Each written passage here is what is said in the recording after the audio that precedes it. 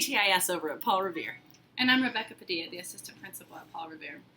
We began the design process with a discovery map, which operationalizes the problem we are trying to address by first looking at the user and norming the process from there. In this case, the users were our students and teachers. We decided to survey our teachers to get an idea of their current practices and understandings around technology.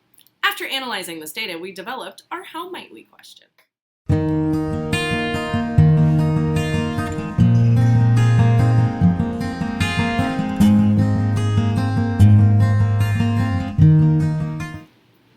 How might we support teachers With various levels of tech mastery to incorporate technology into their practice in order to increase student engagement and thus access to content standards.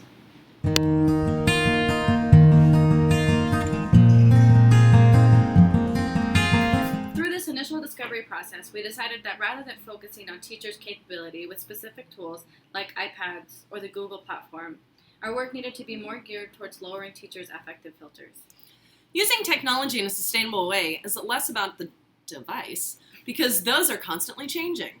Using technology is more about being adaptable and willing to try new things. Teachers are going to have to put themselves in the position of learners. So ultimately, in order to increase student engagement, we needed to first increase teacher engagement. We decided to do this by creating a PD based on choice. More on that later.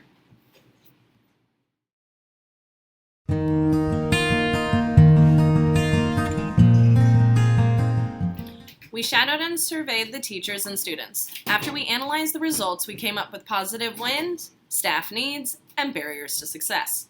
We wanted to create a beginning place for teachers to show excitement for using technology, and in doing so, change the community mindset. Some assets. All teachers have laptops. Most grade levels have at least one early adopter. And our entire middle school team is on board with new and innovative tech integration. They have all experimented with some type of technology this year that is new to them, either hardware or software. We also identified the following constraints. A few teachers feel that technology is an added burden, and they exhibit a fear of new things. Some teachers classify themselves as not tech savvy. And K through 3 teachers were not as open to change as the teachers in the older grades.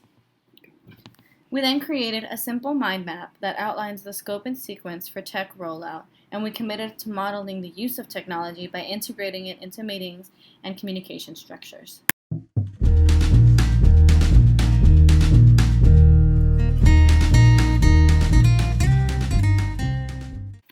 Based on this information, we came up with a prototype for an initial tech PD. We decided to hold an Ed Camp-style staff meeting. I was sure the staff would not engage in a seemingly unstructured learning environment. Because the structure is based on the user's choice, if facilitated properly, it would be inherently engaging. It was meant to serve as an introduction to technology integration. The meeting began with teachers writing down one tech-related thing they wanted to know more about. After about 5 minutes, Christina Mattis and I grouped them by theme, while Rebecca went over school announcements.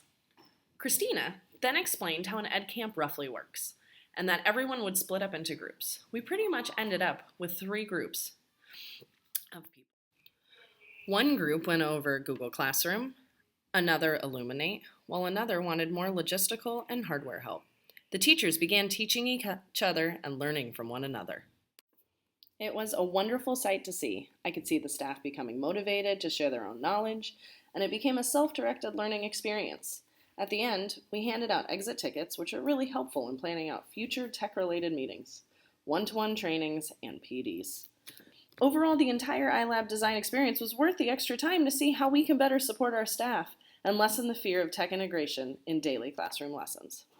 ABC, easy as